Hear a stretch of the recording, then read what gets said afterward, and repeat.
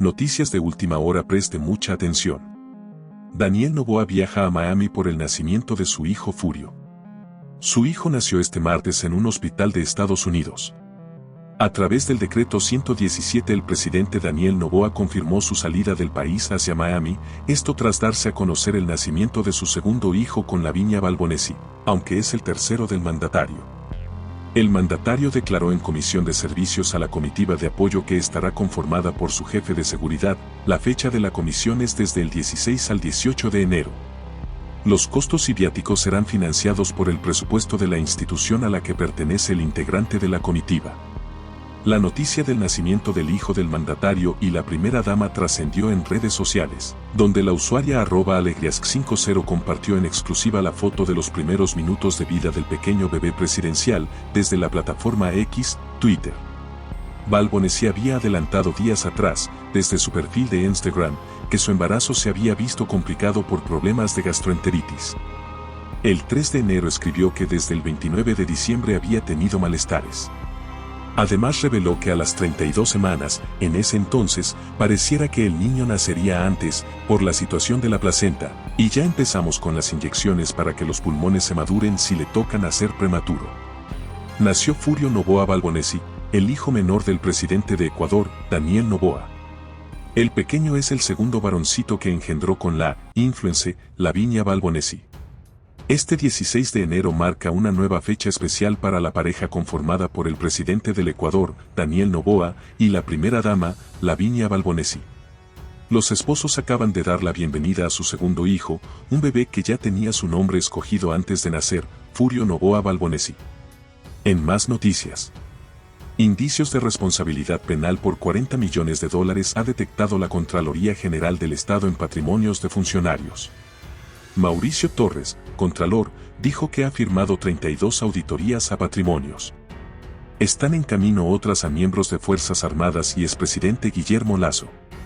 La Contraloría General del Estado ha detectado en 32 exámenes especiales a declaraciones patrimoniales de servidores del Estado, indicios de responsabilidad penal que alcanzan los $40 millones. La Contraloría tiene la facultad constitucional y legal para hacer controles de los patrimonios de los funcionarios públicos al inicio y final de una gestión. Este martes, 16 de enero de 2024, el Contralor General, Mauricio Torres Maldonado, informó que en los casi 2 meses de gestión ha firmado 32 informes de auditorías con indicios de responsabilidad penal, IRP, por $40 millones y que existen unas 250 responsabilidades administrativas y civiles por $20 millones. No mencionó nombres de los involucrados, pero una vez que sus resultados están en firme se envían a la Fiscalía General del Estado para su investigación e inicio de procesos judiciales. Estos exámenes especiales los ha firmado desde el 28 de noviembre que inició su administración, precisó Torres. Su declaración se dio a propósito de una convocatoria de prensa de este martes, para anunciar la preparación de un proyecto de ley anticorrupción que sería enviado en el primer trimestre de este año a la Asamblea Nacional para su trámite. La iniciativa la presentarán como función de transparencia y control social, una vez que Torres fue elegido presidente, y Pablo Iglesias, superintendente de ordenamiento territorial, como vicepresidente, en una sesión desarrollada este lunes, 15 de enero. Torres contó que actualmente están realizando exámenes especiales a las declaraciones juramentadas de generales del Ejército, de miembros de las Fuerzas Armadas y de otros servidores, incluyendo al expresidente de la República Guillermo Lasso Mendoza. En más noticias. El Partido Social Cristiano sugiere focalizar subsidios a los combustibles para enfrentar situación económica. Es una de las 7 medidas que plantea la organización política y sus aliados. Con las firmas de Nebot, Alfredo Serrano, Henry Kronfle y Vicente Tallano, el Partido Social Cristiano, PSC, y aliados difundieron un comunicado con 7 medidas económicas para que el Ecuador funcione de inmediato. El documento circuló la noche del lunes, 15 de enero en redes sociales, mientras en la Asamblea Nacional empezó el tratamiento del proyecto de ley urgente con el que el presidente Daniel Noboa propone subir al 15% la tarifa del impuesto al valor agregado, IVA, iniciativa que no apoya la bancada social cristiana. El PSC destaca que el actual gobierno recibió del anterior un Estado absolutamente quebrado. De esa premisa surgen las medidas que se recomiendan desde la organización política para convertir un Estado fallido en uno de prosperidad. Las propuestas están divididas en dos bloques. Las 3 primeras medidas están enfocadas en reducir los impuestos del Estado, y las últimas 4 son acciones para mejorar los ingresos fiscales. En más noticias. Estados Unidos no hará operaciones contra actividades marítimas ilícitas sin autorización de Ecuador, plantea tratado internacional. Corte Constitucional informaría su decisión en las próximas horas. El tratado suscrito en el 2023 propone que los agentes y personal extranjero tengan inmunidad. El 27 de septiembre de 2023, la administración de Guillermo Lasso Mendoza suscribió un tratado internacional con su par de Estados Unidos para implementar operaciones coordinadas de control del espacio aéreo y marítimo por la escalada del crimen organizado y el transporte de droga hacia el exterior. Este tratado se denominó Acuerdo entre Ecuador y los Estados Unidos relativo a operaciones contra actividades marítimas transnacionales ilícitas que lo suscribieron el entonces ministro de Relaciones Exteriores, Gustavo Manrique, y el embajador norteamericano en Quito, Michael J. Fitzpatrick. Lasso remitió a la Corte Constitucional el pedido de control constitucional previo para la ratificación del acuerdo y que determine si requerirá de aprobación de la Asamblea Nacional, de acuerdo con el artículo 418 de la Constitución. El artículo 418, según Lasso, permite que el ejercicio de esta potestad únicamente requiere la notificación a la Asamblea antes de la ratificación. Una vez que hayan transcurrido 10 días después de que la Asamblea Nacional haya sido informada, el presidente podrá ratificar el acuerdo. Así, por regla general, el presidente de la República puede, por sí mismo, suscribir y ratificar tratados internacionales sin requerir de aprobación legislativa, detalla el documento. En más noticias. Henry Kronfle plantea una agenda legislativa con 110 proyectos y el juicio político a la fiscal general del Estado Diana Salazar. La agenda legislativa es para los 16 meses de gestión, incluye iniciativas de las 15 comisiones, las bancadas y grupos políticos del Parlamento. El presidente de la Asamblea Nacional, Henry Kronfle, presentó un consolidado de 110 proyectos de ley como parte de la agenda legislativa que espera cumplir hasta mayo de 2025, donde además se incluye el trámite del juicio político a la fiscal general del Estado, Diana Salazar, y otras 5 solicitudes. Lo que presentó como agenda legislativa a Henry Kronfle es compendio de lo que está en trámite en las 14 comisiones especializadas permanentes, algunas iniciativas de las bancadas y grupos de asambleístas, y los juicios políticos que se tramitan en la Comisión de Fiscalización y Control Político. En más noticias. Más de 200 bloques de droga y material explosivo es lo que las Fuerzas Armadas y Policía Nacional han decomisado en los últimos días a través de un trabajo conjunto durante el estado de excepción. El trabajo unificado también se ha centrado en el control de la cárcel de Cotopaxi. Las Fuerzas Armadas y la Policía Nacional dieron a conocer los resultados obtenidos en las operaciones de seguridad a nivel de los 7 cantones de la provincia de Cotopaxi. Estamos evitando que ingrese algún tipo de explosivos. Les recuerdo que aquí en La Tacunga fueron decomisados cierta cantidad de explosivos provenientes de La Maná. Justamente esa es la información que nosotros vamos desarrollando. A los posibles 200 kilos de droga que fueron incautados, es ahí pues el trabajo coordinado con los 3 ejes de la Policía Nacional y el apoyo de Fuerzas Armadas. Ahí están los resultados esperados. Sí, no solamente se ha enfocado las operaciones al objetivo propuesto para este fin.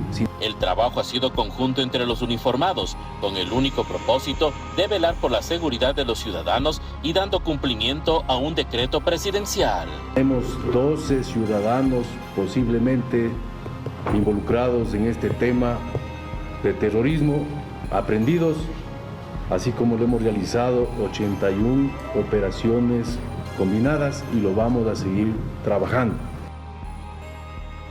Las requisas al interior del centro carcelario continúan con el fin de decomisar artículos prohibidos en el CPL. Hasta ayer ha existido una gran cantidad de armas blancas, ciertas manifestaciones de droga. Ayer encontramos una pistola con varias municiones, algunos, además de los explosivos que ya fueron destruidos, encontramos una carga cebada y un taco de explosivo. Existe una gran cantidad también de explosivos improvisados y bombas incendiarias fabricadas en el interior. Existen algunas muestras de artefactos tecnológicos y también muchos teléfonos. Los controles por parte de los uniformados continuarán en el centro y en los exteriores a nivel de los 7 cantones de la provincia. El cuarto proyecto de ley enviado a la Asamblea por el presidente vuelve a unificar las posturas entre las bancadas legislativas. El documento busca que los activos incautados en actos ilícitos pasen a manos del gobierno. En efecto, las primeras impresiones aquí en la Asamblea Nacional respecto del cuarto proyecto de ley económico urgente que envió el presidente Daniel Noboa al Legislativo son positivas. Entre las bancadas ven con buenos ojos el hecho de que el gobierno busque financiar el conflicto armado interno a través de recoger recursos de los bienes o de los activos que son producto de actos ilícitos. Lo que sí les preocupa, han dicho, por ejemplo, es que esta se pueda convertir en una cortina de humo, ya que aquí en la Asamblea Nacional hay un tercer económico urgente que se trata y que busca incrementar el IVA en 3 puntos. Se trata de un proyecto de ley que reforma la ley de extinción de dominio que ya existe. Lo que hace es darle más facultades a la Fiscalía General para que a través de la unidad especializada se logre que los bienes que son parte de su investigación y que provienen de actos ilícitos pasen a manos del Estado y los recursos que de allí se obtengan sirvan para atender las prioridades. Fue enviado como económico urgente y hasta ahora ha recibido el apoyo de las bancadas. Nosotros lo que esperamos es que esta ley contenga caminos sencillos para que tenga tanto el accionante penal, que es el fiscal, para que pueda actuar y hacer más eficiente el proceso en cuanto a la extinción de dominio y darle más fortaleza al Procurador General del Estado, que es el representante, en este caso, el Estado ecuatoriano, para poder iniciar las acciones y defender en el caso de que se encuentre algún patrimonio de origen ilícito. Todo es oportuno siempre y cuando sirva para que el Estado pueda fortalecer su capacidad de responder a las necesidades emergentes que hoy por hoy tenemos los ecuatorianos. El proyecto de ley reforma al Código Orgánico Integral Penal y también a la Ley de Contratación Pública. En Construye y los independientes dicen que esta ley podría reemplazar al menos el primer paquete de preguntas de la consulta popular del gobierno. Estamos ante una ley actual, económico urgente, que precisamente replica el problema que tiene la ley actual, que es que precisamente para poder ejecutar la extinción de dominio se requiere de una sentencia ejecutoriada. En las condiciones de austeridad que vive el país, son 50, 60 millones que puede ahorrarse el Ejecutivo y podemos hacerlo directamente aquí. Este cuarto proyecto de ley hasta ahora sí encuentra el apoyo incluso del correísmo. No puede ir acompañado únicamente de una reforma legal de intenciones, sino debe haber certeza sobre cómo operativizar la aplicación de la ley, de qué forma darle seguimiento y de nuestro lado también, por supuesto, fiscalizar que la ley que hacemos se aplique. Lo que sí, les preocupa que este se convierta en una cortina de humo ante la intención del gobierno de subir el IVA al 15%. Estamos claros. Meterle las manos al bolsillo al pueblo ecuatoriano no estamos de acuerdo, pero tenemos que tener alternativas y darle alternativas y propuestas como lo hemos venido haciendo. Pero también acabar con la corrupción. Sabemos que en temas de contratación pública también se lava a veces mucho dinero, entonces quiere también acabar con el tema de la corrupción. En esta misma semana, el Consejo Administrativo de la Legislatura CAL conocerá esta cuarta iniciativa urgente del presidente Daniel Noboa.